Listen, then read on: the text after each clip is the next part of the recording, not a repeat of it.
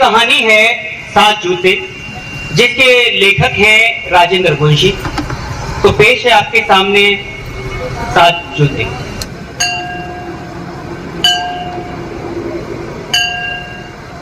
सुबह के 9 बजते ही वो मनहूस सूरत लिए दुकान पर आता और पांव से जूता उतारकर 7 बार चौखट पर ऐसे मारता, मेरे सीने पर कस कस कर 7 घूंसे मार दिया। वो मेरा मुनि पूरे 20 साल बितने मेरी दुकान पे काम की ना, और छागपति के लखपति पिछी ने बना दी ना, और ये बात मानने में मुझे किंचित हिचक नहीं। अरे मैं तो इस शहर में एक धोती और एक लोटा लिए दाखिल हुआ था। एक सेठ से कुछ रुपए उधार लिए और साल भर में 1500 बचा के वापस कर दी ने। अरे किसी जगह जहाँ मेरी हवेली है ना, छप्पा डाल के बैठा करे था, और 5 साल नहीं भैया, त्रिभुवनदास को बाजार के नाम के साथ और भी ज्यादा लग गया। मुझे अपने मुनीम पर पूरा भरोसा था। रुपए के साथ इंसान की नीयत बिगड़ने लगती है, घमंड के साथ बुद्धि घूम जाती है, और संदेह के साथ स्वभाव भी बिगड़ जाता है। अब मैं पहले से ज्यादा शक्की, असंतोषी और लोभी हो गया था। परोपकार तो दूर की बात जनाब, जिसका जो आता उसे भी मार लेने की स्थिति में रहता है। अजी, नेक नियति के व्यापार में एक दिशा हुए हैं आज तक, दलाली में कोई करोड़पति नहीं हुआ। एक रात में पृथ्वी से आकाश तक पहुंचाने की ताकत तो भैया सच्चे में है, सच्चे में। मुनीम से अब मेरी बैठी थी, उसकी गतिविधियों पर मुझे संशय होने लगा। मेरे नए कारोबार के प्रति उसके हृदय में असंतोष था, जिसे मैंने उसकी कुटिलता समझा। अरे मेरी गति से उसे 2400 रुपए माहवार मिलते थे, और इसी काम को करीब 500 रुपए में कर सकता था। इसी दौरान मुनीम ने नया घर बनवा लिया, लड़की की शादी की और लड़के को पढ़ने बम्बई भेज दिया। मैंने उसकी पहले की और अब की स्थिति की तुलना की तो पांव तले जमीन खिसक गई। मैंने समझा, अच्छा तो बाकी रखा होगा, उसकी तो किसी को हवा भी न लगेगी होगी। 1 वर्ष की कड़ी निगरानी में मैंने मुनीम के सब रास्ते बंद कर दिए। अब न लड़की ससुराल से मायके आती थी, न लड़का बम्बई पड़ता था, न ही मुनीम के रोज कपड़े धुलते थे। अगले ही वर्ष मुनीम के लड़के ने कहीं नौकरी कर ली, घर का आधा भाग किराए पर उठा दिया, और मुनीम के तो 2400 के 1400 और 1400 के 800 हुए, वो भी 3 महीने से बंद कर दिए थे। अब तो भैया मुनीम की वो हालत हो गई, निकले खबरे की हमें है, कटी हुई पूछ की टूट से कूले और पीठ पर जो मक्खी हो गए ना, उड़ाने की नाकाम कोशिश क्या करेगा। मुनीम की आंखों में अब प्रभाव न था, न वाणी में चातुर रहा, न ही बुद्धि में बल रहा। कभी कभी मौन भाषा में मुझसे गिड़गिड़ाने लगते और मैं अपनी नजर फेर लेता। उस दिन वो धृष्टता पर कमर कसकर आए और आते ही बोले,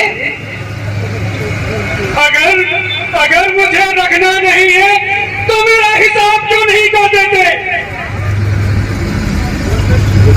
बोलकर वो ऐसे थम गए जैसे कटोरे के जल में तिनका पड़ने से फिरक कर वो स्थिर हो जाए। अजी आपका कुछ नहीं निकलता, और अच्छा हुआ जो अपने मुंह से कह दी ना। मेरे उत्तर से वो सहम गए, आंखें डबडवा आई और उनकी आंखों में हल्की सी लौ उठी और बोले, अरे कह तो दी ना कुछ नहीं निकलता, और यहाँ ये रोने गिड़गिड़ाने की जरूरत नहीं है। अरे सुनता है कोई है? उस सदा से छुट्टू कर मेरे प्रोक्ता पुनः कही और मुनीम जी हिले। जैसी हल्की सी बयार पाकर अंधेरे में कोई वृक्ष हिल उठे। उन्होंने काने पर पड़े गमछे से अपनी आंखें पोंछी और बोले, जाऊंगा जाऊंगा, लेकिन अपना हिसाब लेके जाऊंगा।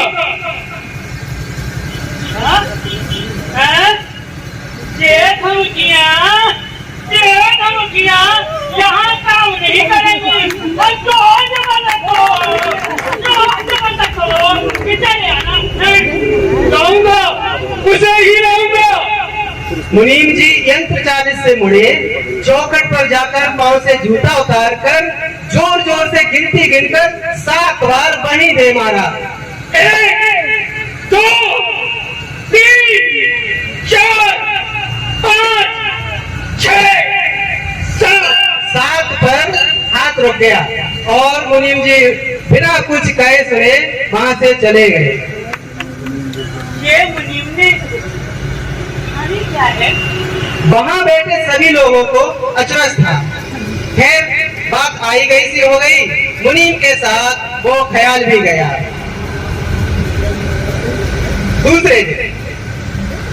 दूसरे दिन नियत समय सुबह 8 बजे में गद्दी पर आ बैठा। सब आ गए, अपने अपने काम में लग गए। इधर घड़ी ने 9 के घंटे बजाए और मैंने देखा कि मुनीम जी अपने पांव का जूता उतार कर चौखट पर मार रहे हैं और मुंह से जोर जोर से बोलते हुए, 1 2 3 4 5 6 7 पर हाथ रुक गया और बिना कुछ कहे सुने मुनीम जी चले गए। मुनीम जी तो चले गए, लेकिन मैं कुछ क्षण स्तब्ध बैठा सोचता रहा, ये मुनीम को हो क्या गया है? तीसरे दिन भी शाम को मुनीम जी फिर आए। आकर के पांव से जूता उतारा और वही क्यों दोहराया। मैं कर रहा था, जल्दी जल्दी काम से बैठवाया, गद्दी की चाबी ली और घर आ गया।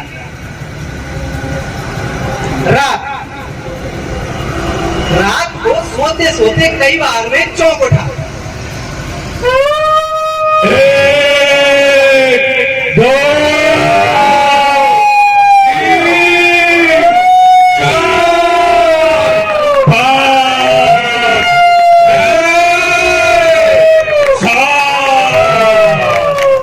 कहता था न सुनता था।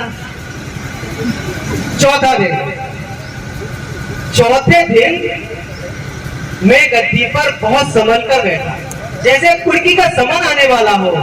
हर बार खटका होता कि मुनीम जी आ रहे हैं, लेकिन जब तक घड़ी की सुई 9 पर न पहुंची कोई व्यवधान न हुआ। जैसे ही घड़ी की घंटी बोली उधर मुनीम का जूता चौखट पर पड़ा और 1 2 3 4 5 और मेरे मस्तिष्क पर जैसे घंटी पहली चोट पड़ी। ये मुनीम का सत्याग्रह नहीं हत्याग्रह था। मैंने पुकार कर कहा, चाहे कितना माता पटको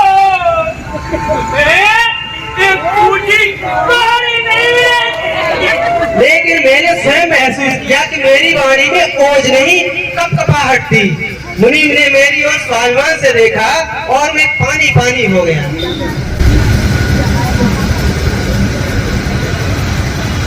उस दिन काम में जी न लगा। औंधे सीधे सौदे किए और मैनेजर को फटकार बताई। ये क्या हिसाब लेकर आए हैं? मुनीम पर उखड़ा। आपसे कोई काम ठीक से नहीं होता और व्यापारियों से भी जूझ गया। जाइए कल लाइएगा। जूतों के पटकने की आवाज पूरे कमरे में भर गई थी। उसकी उड़ी हुई धूल नथनों में भरी जा रही थी और मन हुआ कई बार कि उठ चलूं, लेकिन हाथ पांव से जैसे किसी ने खून खींच लिया हो, ऐसा लगता था। शाम के बाद शून्य दृष्टि घड़ी पर ही स्थिर हो गई, जैसे नजर बांधी हो। शाम के 9 बजते ही मुनीम जी आए और अपने सदे हुए हाथों से जूता उतारकर 7 बार चौखट को पीटा। 1 2 3 4 5 6 गद्दी पर लुढ़क गया। अगला दिन अगले दिन तबीयत न थी कि गद्दी पर जाऊं, लेकिन न जाने में अपनी हार भी तो थी। पहुंच तो गया, लेकिन नजर घड़ी और द्वार पर ऐसे जमी थी जैसे गोलियों की बाढ़ आने वाली हो। पड़ोसियों ने मेरी दशा पर सहानुभूति प्रकट की। सेठ जी राम राम। सेठ जी, सेठ जी राम राम राम राम। अरे सेठ जी ये तो मुंह गले पड़ गया जी। अजी मैं क्या कहता हूँ, अजी पीछा छुड़ाइए तेज दिलाकर। अरे पीछा नंगे नंगे नंगे। अरे नंगों का जमाना है सरकार, नंगों का ही राज है और नंगों से तो परमात्मा भी आ रहा है। सेठ जी, सेठ जी अब देखिए कुछ हया शर्म तो है नहीं, कोई देखता ही नहीं कौन कहाँ कैसे बैठा है। सेठ जी, सेठ जी कभी नहीं सुना? कमीनों का ही राज है, जैसा मैं पहले भी ना कहता था। सेठ जी, सेठ जी, सेठ जी अब बलवंत साहब का तो जमाना ही नहीं रहा। गजब होने को है, जिस हड्डिया में खाया उसी में लुढ़काया। सेठ जी, सेठ जी राम राम। अरे राम राम। अरे वाह मुनीम जी नमस्कार। वो पैसे वैसे मिल गए आपके? ओ ये ठीक है, ये ठीक है। शाम को 9 बजते ही मुनीम जी आए और पांव से जूता उतारा। मेरी आंखों में करुणा थी, गिड़गिड़ाकर कुछ कहना चाहा, लेकिन मुनीम जी ने मेरी बात का इंतजार न किया। मेरे होठ जैसे सिल गए थे। उन्होंने जूता उतार कर वही क्रम दोहराया।